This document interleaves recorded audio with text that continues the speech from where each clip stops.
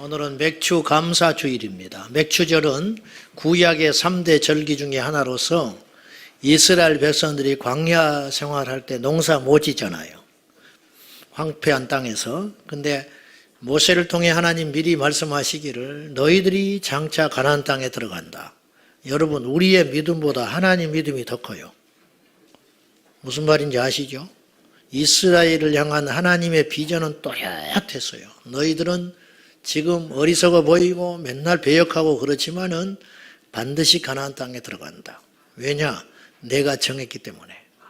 가나안 땅에 들어가거든 맥주 첫 추수를 하거든 나한테 돌려라. 이게 이제 맥주절의 근원입니다. 그래서 한국 교회는 이제 음력이기 때문에 이게 계속 바꿀 수 있으니까 7월 첫 주를 맥주절로 이렇게 정해놓고 맥주 감사절을 드립니다. 오늘 그 귀하고 복된 절기인데 제 마음이 급해서 엔드타임, 대체물에 대한 그러한 주제로 말씀을 좀 더 드리겠습니다.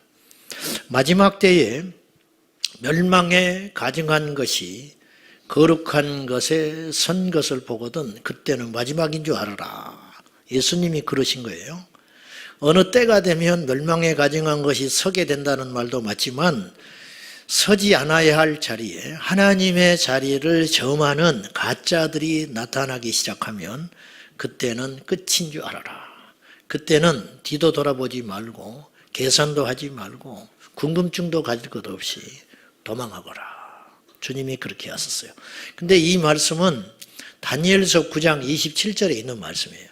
성경에는 이 내용이 3번 나옵니다. 다니엘서 9장, 오늘 마태복 24장, 그리고 데살로니가 후서 2장에 사도 바울이 또 언급을 해요. 근데 예수님께서 다니엘이 말한 이 예언을 가져다가 말씀을 하셨는데 이 사건은 멸망에 가증한 가짜가 하나님의 자리를 점하는 일은 과거에 있었어요. 어떤 일이 있었냐면은 신구약 중간기, 즉 성경이 말라기서를 끝으로 중단돼 있을 때 400년 기간 동안 세례 요한이 이 땅에 오기 전에 그 400년 기간 동안 스룹바벨 성전이 안디오쿠스 4세가 침략해가지고 유대인들을 이렇게 모욕을 주기 위하여 성경에서 금한 부정한 짐승인 돼지의 피를 성전 바닥에 뿌리면서 우상을 그곳에 세워놔요. 그러나 유대인들이 굉장히 충격을 받아요. 하나님은 과연 어디 계시는가? 이런 생각들을 하게 하면서 그들을 기를 죽이는 사건이 나와요. 이 사건은 과거의 사건, 예수님의 입장에서는 과거의 사건이잖아요. 그렇지만 오늘 주님은 과거형으로 말하지 않아요. 뭐라고 하냐면 그런 것이 일어나거든 도망할지어다. 앞으로 이런 일이 또 생긴다는 거예요. 그러니까 이건 현상학적으로 역사 속에 있었던 한 번의 사건으로 우리가 생각해서는 안 되고 오늘 예수님께서 말씀하신 멸망에 가증한 것이 하나님의 자리를 대신한다는 것은 영적인 해석을 해야 돼요. 즉 지금도 그렇고 앞으로도 이런 일들이 이제 일어나게 될 거라는 거예요. 여러분, 왜 멸망에 가증한 것이 터무니없이 하나님의 자리를 찬탈하고 그 자리에 서 있는데도 불구하고 사람들은 눈치를 못 채느냐? 그것은 그럴듯하고 점진적으로 진행되기 때문이에요.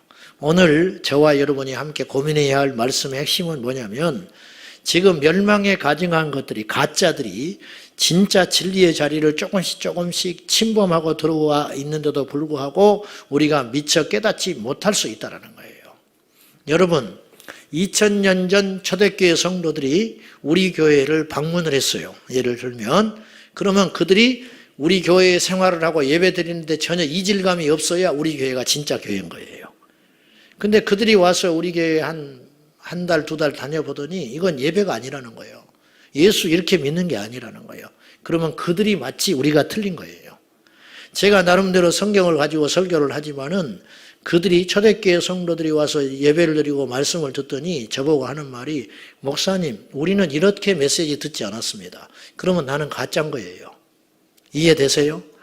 그러니까 점점 이런 현상들이 많아지고 있다라는 거예요. 이런 거. 그러니까 우리가 그냥 두 눈 뜨고 당하는 거예요.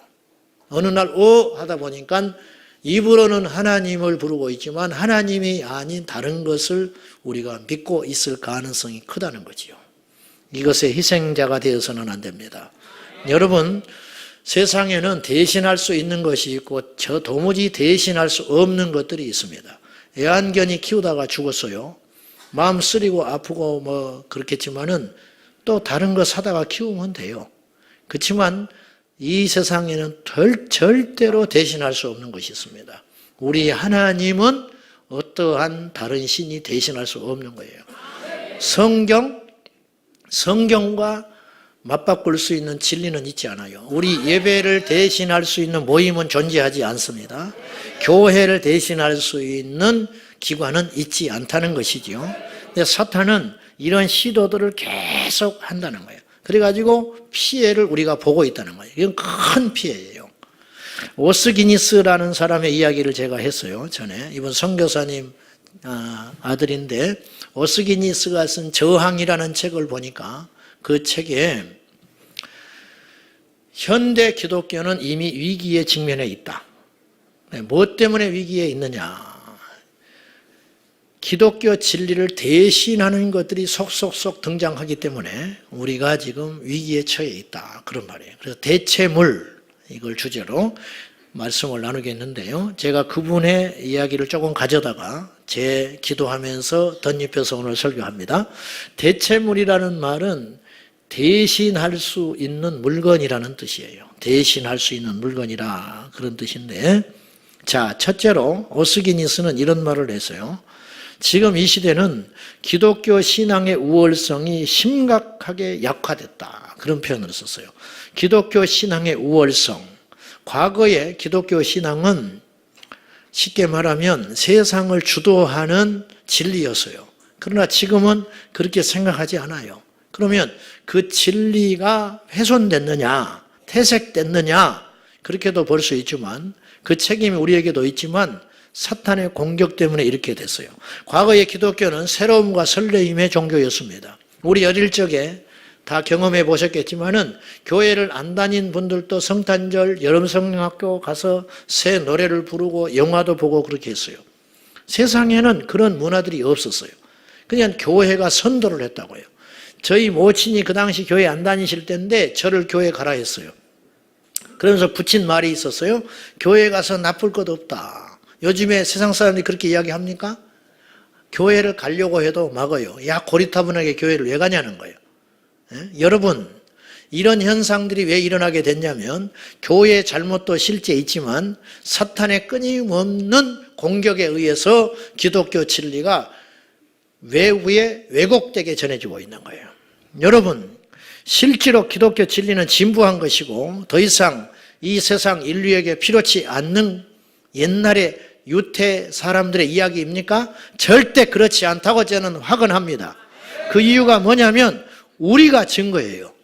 제가 증거입니다. 뭐 여러분 난 잘 모르겠고 여러분 뭐 관여하고 싶지는 않지만은 아직도 우리가 부족하기 턱없이 부족하지만 제가 예수 그리스도를 믿지 않았다면 지금 저는 어떻게 됐겠습니까? 여러분, 예수를 믿어도 이 정도인데, 예? 그러므로 내 인생을 바꾼 것은 기독교 진리이지 어떤 사람들이 아니었어요. 여러분, 우리가 예수 안 믿고 이 정도 정직할 수 있겠습니까? 우리 여러분들이 지금 저와 여러분이 예수님 안 믿고 이 정도로 절제하며 살 수 있을 것 같아요? 예수님을 믿지 않고 이 정도로 이웃에 대하여 배려하는 그러한 사람으로 살아갈 수 있을 것 같습니까? 그러므로 인류를 구원하는 것은 기독교 진리밖에 없는 거예요. 근데 이것이 현격하게 우스꽝스럽게 지금 여겨지는 시대에 살고 있다는 거예요. 위기지요. 그러므로 위기예요. 두 번째는 약화된 진리에 새로운 거짓 사상들이 속속들이 등장하여 그 자리를 차지해버리는 거예요. 멸망에 가증한 가짜가 하나님의 자리를 대신하는 것인데 여러분 여기에 제가 어떤 우상을 세워놓으면 여러분들이 분별이 쉽게 돼요. 와 이거 교회도 아니다. 여러분 다 떠나야 돼요. 내가 여기다가 뭔 형상을 용의 형상을 만들어 놓고 그런 짓을 한다면 여러분이 난리 날 거예요. 난리나. 그건 분별이 쉽다는 거예요. 근데 보이지 않는 사상의 멸망에 거짓된 것들이 강단을 점령하고 지배할 때는 우리가 눈치채기가 어렵다는 거예요. 제가 말씀드리려고 하는 것은. 그래서 몇 가지 새롭게 나타난 거짓 사상들이 기독교 진리를 호시탐탐 노리다가 그 자리에 서게 된 몇 가지 것들이 있더라는 거예요. 그 첫째는 허무주의와 퇴폐 문화입니다. 세상은 지금 재미에 빠져 삽니다. 재미. 그러니까 옛날에는 가치 중심의 삶을 살았어요. 어른한테 인사하는 거. 인사를 왜 해야 되냐는 거예요. 나는 하기 싫은데. 지금은 그렇게 됐습니다. 전철에서도 자리 양보 안 해줍니다. 내가 좋으면 그만이라는 거예요. 내가 전철에 앉아서 뭐 반바지 입고 하든지 여자친구하고 키스를 하든지 간섭하지 말라는 거예요. 이게 쾌락주의. 그리고 우리 아이들 보십시오. 눈동자 보십시오. 노량진에 가면 그 눈을 많이 볼 수 있어요. 썩은 동태 눈알처럼 돼가지고 애들이 영리하고 똑똑한 것 같지만은요, 비전이 많이 없습니다. 그나마 우리 교회 청년들은 눈이 살아있는 거예요. 옛날에 우리는 그렇지 않았어요. 어떻게든지 세상을 한번 살아보기 위해서 몸부림을 치고 이겨보려고 했고요. 뭔가 시간을 허투루 쓰지 않기 위하여 알차게 살아보기 위해서 잘 안 따라가지만 몸부림을 쳤습니다.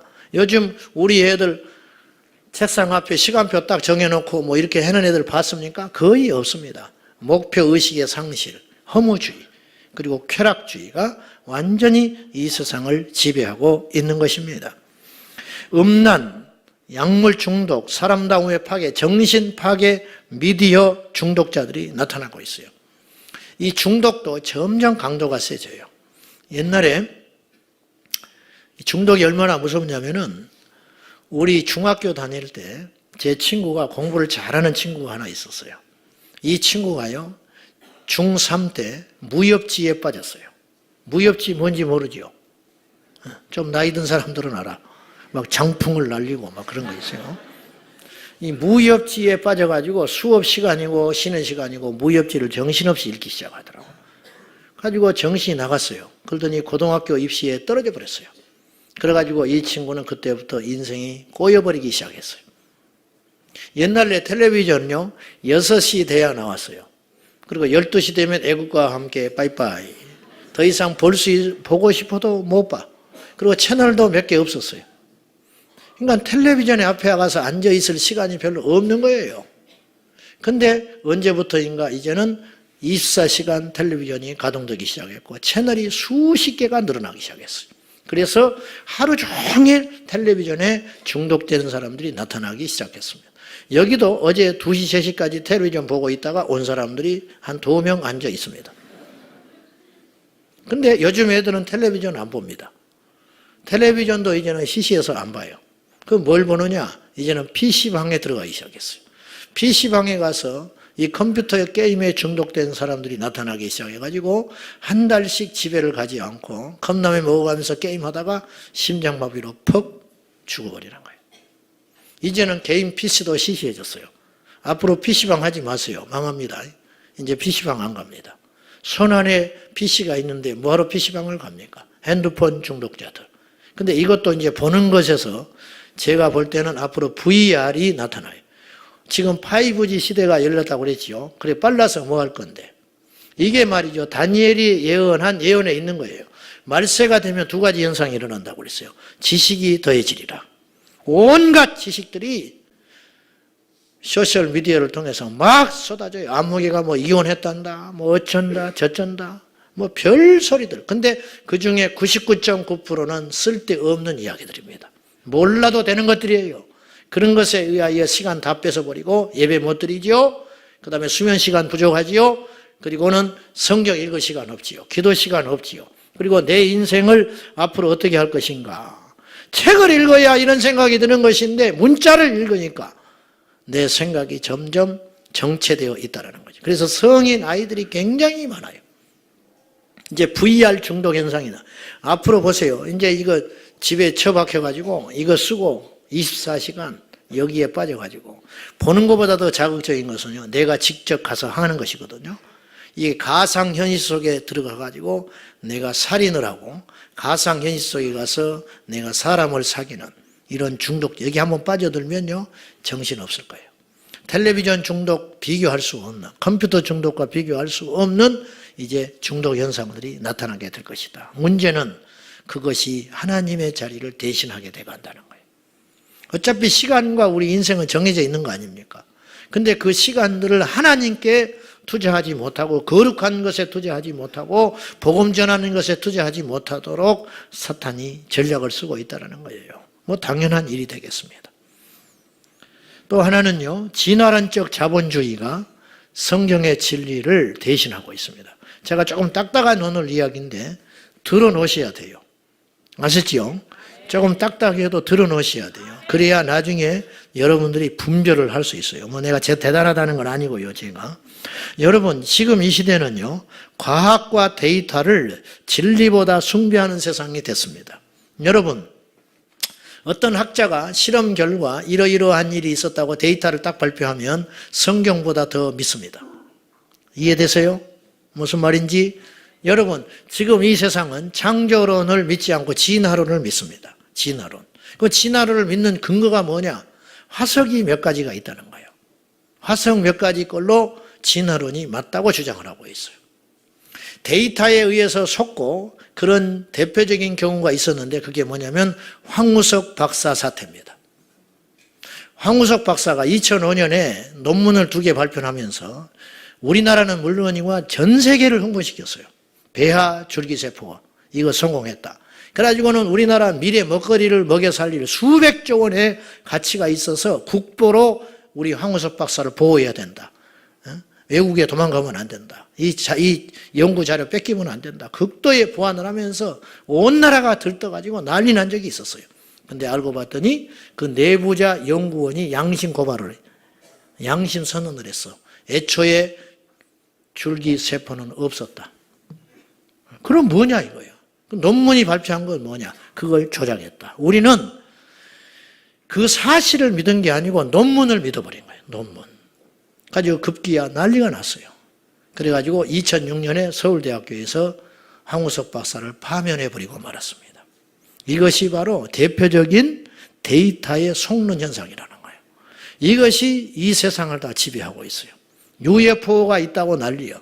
사진 몇 장 보여주면서. 외계인이 있다고 난리야. 여러분, 이 현상을 어떻게 생각해야 됩니까? 좀비 영화들이 텔레비전만 틀면 좀비 영화가 나와. 그래가지고 실제로 어떤 사람들은 좀비가 될 수 있다고 믿는 사람이 나타났어요.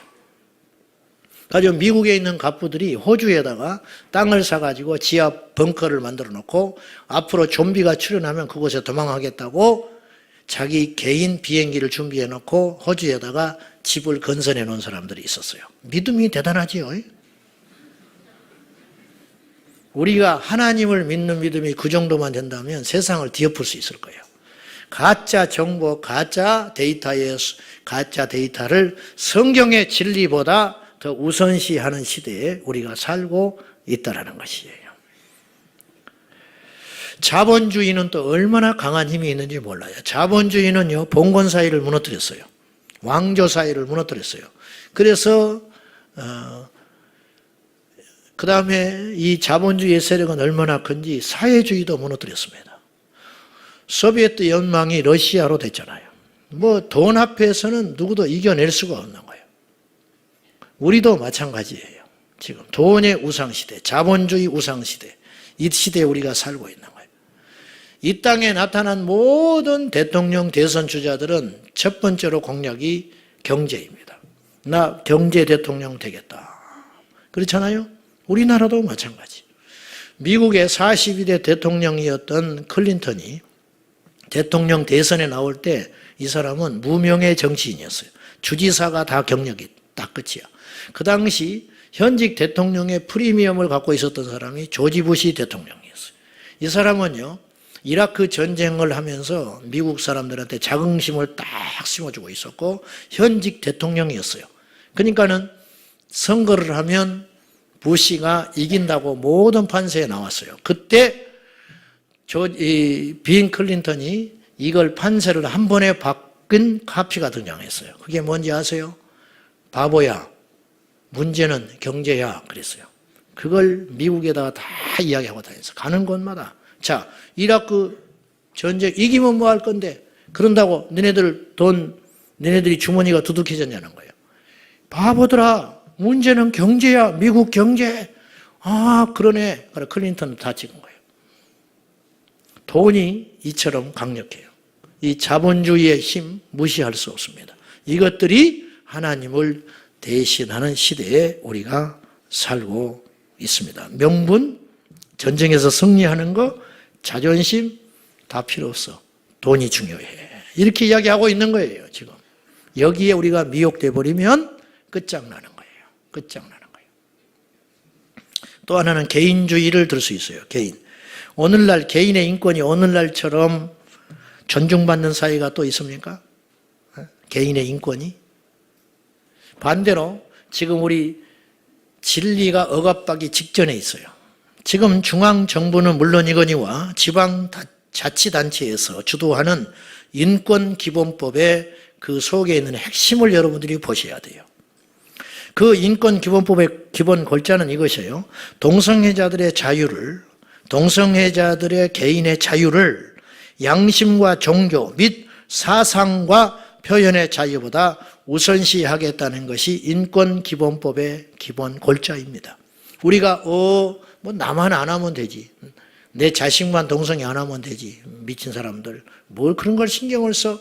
우리가 이렇게 무관심하는 사이에 어느 날 인권법이 발의가 되고 제정이 되고 결국은 동성혼이 합법화되고 그 다음에 차별금지법이 제정되어 버린 미국과 서구 기독교를 어떻게 여러분 생각하십니까? 제가 분명히 말씀드렸어요. 총성이 한 발 딱 울린다는 것은 전쟁의 시작이라고 이야기했어요. 총성 한 발 울렸네. 그러다 말겠지. 그게 끝날 일이 아니고 총성이 한 발 빵 하고 울렸다는 것은 그 뒤에 수천 대의 전차부대와 수십만 명의 병력들이 이 나라를 침범한다는 사인인 거예요. 이것이 시작됐다는 것은 곧 뭘 말하냐면 본인들은 지금 인류애와 개인 자유주의를 위해서 나름대로 엄청나게 희생하고 몸부림치고 있지만 이분들도 자신도 모른 채 하나님의 진리를 대적하고 있어요. 그래서 저는 일종의 피해자라고 봐요. 실제로 충청도에서 어떤 일이 있었냐면은 교회 권사님인데 이분이 도의원인가 시의원이에요. 이분이 인권발의법에 열 올리면서 위반시켰어요. 왜냐? 하나님이 사랑이니까. 근데 알고 봤더니 이걸 자기도 정확히 파악을 못하고 이거 통과시켰어요. 그리고 나니까 나중에 깨닫게 된 거예요. 자기가 너무너무 어이없는 일을 한 거예요. 통곡하면서 울고 회개했어요. 근데 다음 선거에 떨어져 버렸어. 어떻게 뒤바꿀 거예요, 이거를? 여러분, 개인주의가 극대화돼가지고 개인의 자유는 자율성에 맡겨야 됩니다. 이해되세요?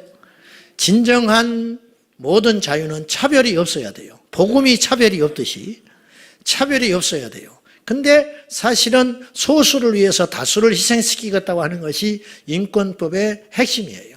그래서 저는 이렇게 생각해요. 영적으로 볼 때 이 개인주의와 극대화돼서 차별금지법이 통과됨과 동시에 세 가지 것들을 우리가 뺏길 수 있다. 첫째는 교회를 뺏깁니다. 교회가 파괴됩니다. 왜냐? 교회는 진리를 선포하라고 있는 것이거든요. 근데 차별금지라는 이유로 이단에 대해서 이단이라고 말하지 못하고 죄에 대하여 죄라고 지적하는 순간 녹음해가지고 고발당하는 거예요. 그러면 성경의 진리를 빼버리면 그 설교는 뭘 말하자는 거예요. 그래서 교회는 재구실을 못하게 되는 거예요. 본의 아니게. 영국의 변호사였던 분이 아시죠? 그분이 영국의 교회를 문을 두드리면서 다녔어요. 이거 합법화되면 안 된다고. 근데 교회들 어느 누구 교회도 관심 갖지 않았어요. 그 결과 침묵하고 사랑 외치는 사이에 미국이 그걸 법령을 제정했어요.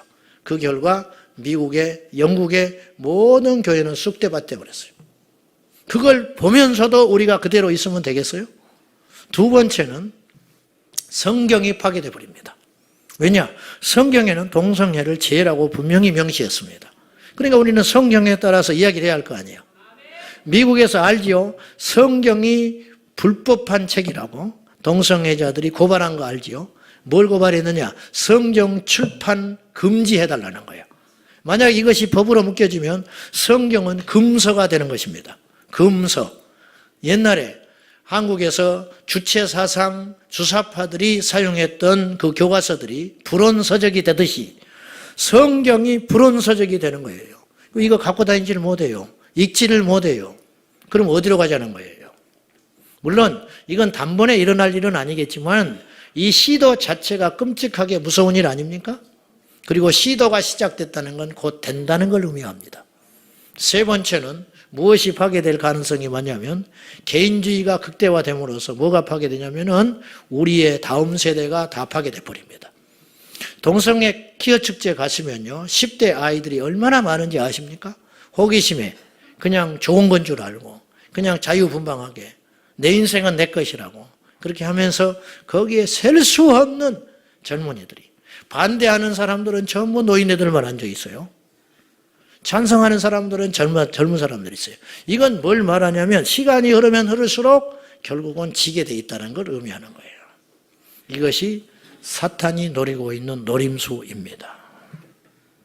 저는 대단한 미래학자도 아니고 그쪽에 시견도 있지 않습니다. 그리고 제가 말씀드리는 것들이 오류가 있을 수 있고 틀릴 수 있다고 저는 전제합니다.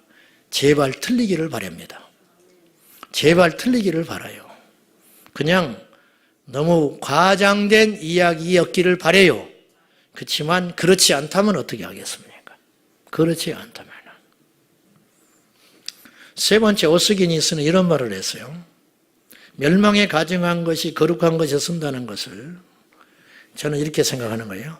강력한 대체 신앙이 등장한다. 강력한 대체 신앙. 이단 그거는 뭐 아무것도 아니고 이슬람. 이슬람의 부상이에요. 이슬람은 왜 강할까? 이슬람이 왜 이렇게 가는 나라보다 급속도로 확대될까? 그건요. 진리이기 때문에 그런 게 아니에요. 그 교리 속에 강제성이 있어서 그래요. 강제성. 믿지 않으면 죽는 거예요. 자, 강제성과 폭력성. 이건 제가 하는 말인데, 신앙 강제 지수. 일종의 신앙 강요 지수라는 게 있다고 칠 때, 불교가 제일 약해요. 그래서 며느리가 기독교인이라도 그냥 속으로는 못마땅하지만 이렇게 말해요. 너는 네 길이 있고 나는 내 길이 있다. 그렇게 이야기해요. 여러분 승려들이 전도지 들고 다니면서 전도하는 거 봤어요? 우리 절로 오십시오. 부처를 믿어라. 그리하면 없어요. 그런 사람 한 명도 못 봤죠. 시주는 받으러 다니지만은 이게 뭐냐면 전도 안 하는 거예요. 강제적이질 않아요. 그 다음에 덜 강제적인 게 카톨릭입니다. 신부들이 전도하러 다닙니까? 아니잖아요. 굉장히 신사적인 것처럼 보이지 않습니까? 근데 그 다음에 조금 강제적인 종교가 기독교예요. 기독교는 믿지 않는 며느리가 오면 못마땅하게 생각해. 그러니까 세례 받으라고 그러고, 예? 막 이렇게 하고, 우리 집에 올라오면 믿어야 된다. 막 이렇게 하고. 조금 그렇죠. 근데 이 정도는 아무것도 아니에요. 이 정도는. 우리 자식이 예수 안 믿어도 어떻게 해보지는 못하잖아요. 그냥 기도하는 것 뿐이지. 근데 이보다 더 강압적인 종교가 있어요. 유대교예요. 유대교는 우리보다 훨씬 강해요. 근데 유대교도 지금 많이 무너져 버렸어요. 정말로 강한 종교가 있는데 이슬람입니다. 이슬람은요, 그 후대는 100% 이슬람화 해버립니다. 진짜든 가짜든 그게 중요한 게 아니에요. 진짜 믿는 사람 많지 않아요, 이슬람. 그냥 교리만 믿는 척 하는 것 뿐이에요. 이슬람에는 명예살인이 있다는 거 알지요? 명예살인. 개종을 하든지 배교를 하면 기독교로 개종을 한다든지 다른 종교를 믿겠다고 이슬람에서 이탈하면 자식이라 할지라도 죽여버립니다. 그리고 처벌받지 않습니다. 그리고 오히려 명예가 더 높아져요. 알라 신을 위해서 자식까지 죽인 정도의 신앙이라면 본받아 마땅하다는 거예요. 여러분, 이러한 종교를 맞설 수 있는 신앙이 어디가 있겠어요? 마지막 최후의 전선은 기독교 참된 종교와 악랄한 가짜 신앙인 이슬람의 대결이 될 것이라고 저는 봐요. 저는 여러분 라마단 기간 동안 40일 동안 그들은 금식을 합니다. 근데 그 금식은 가짜예요. 왜냐? 해가 떠오르면 금식을 해요. 낮에만. 근데 사람이 없을 때는 마음껏 먹어요. 그러니까 이들은 진짜 알라 신을 위해서 금식을 하는 게 아니에요. 교리 때문에 그렇게 하는 거예요. 속는 거지요. 근데 이것을 믿는다는 게 문제라는 거예요. 여러분, 자기 아내한테 너 나하고 헤어져. 너 집 나가. 3번 이야기하면 이혼을 해야 되는 거예요. 여자들이 운전을 못해요. 사우디아라비아에서 최근에 여자들에게 운전면허증을 발행을 해줬어요. 이것이 해외 토픽이 될 정도로 교리가 후천적이에요. 근데도 왜 이렇게 숫자가 많아지냐 이거예요. 어떻게 생각하십니까, 여러분? 이것이. 앞으로 이거는 강력하게 부상할 거예요. 우리 젊은이들은 어떻게 이길지 모르겠어. 저는요, 70이 넘으신 여러분들이 행복한 세대를 살았다고 감히 말하고 싶어요. 가난하셨겠지요. 전쟁도 겪으셨겠지요. 몹쓸 일도 많이 당하셨겠지요. 그렇지만 우리 부모님 세대는 영적으로 행복한 세대였습니다. 우리 자녀들은 어떻게 할까 싶어요. 우리 자녀들은 어떻게 할까? 먹고 살겠지. 굉장히 발전된 시대에 살겠지. 그렇지만 황폐해진 이 영적 세계를 어떻게 견딜 수 있을까?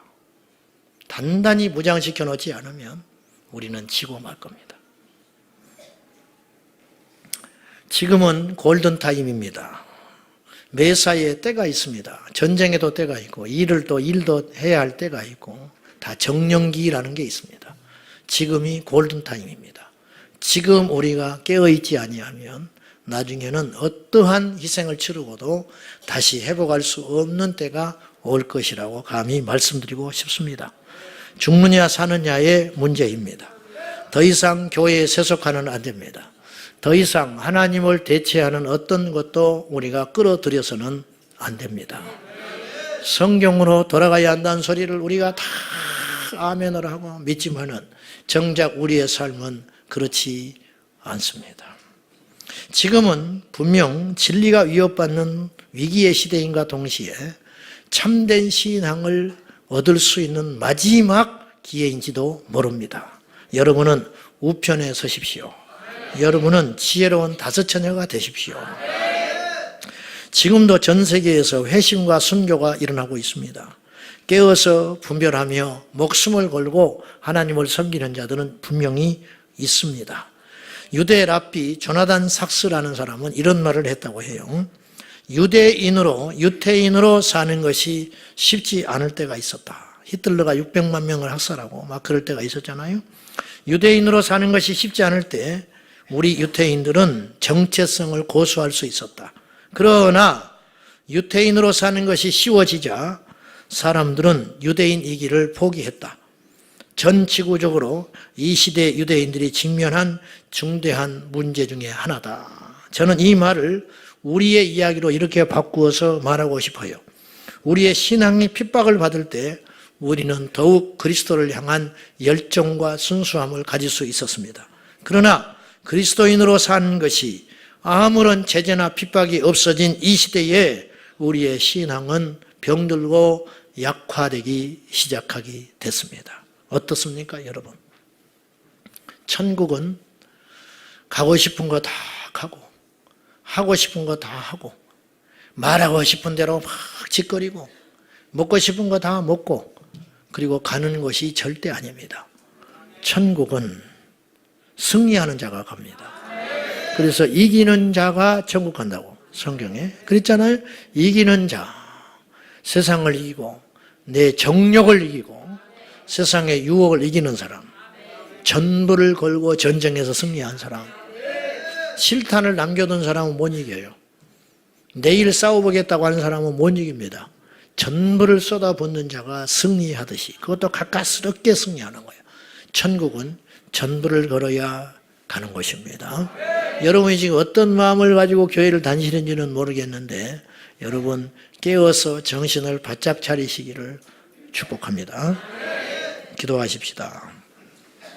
하나님, 귀를 주십시오. 귀가 열리게 하시고 마음이 열리게 하시고 눈이 열리게 하여 주십시오. 멸망에 가증한 것이 거룩한 하나님의 자리에 서는 날이 오고 있습니다. 깨어있게 하여 주시고 뒤도 돌아보지 않고 도망하여 사는 자 되게 하여 주옵소서. 예수님의 이름으로 기도하옵나이다.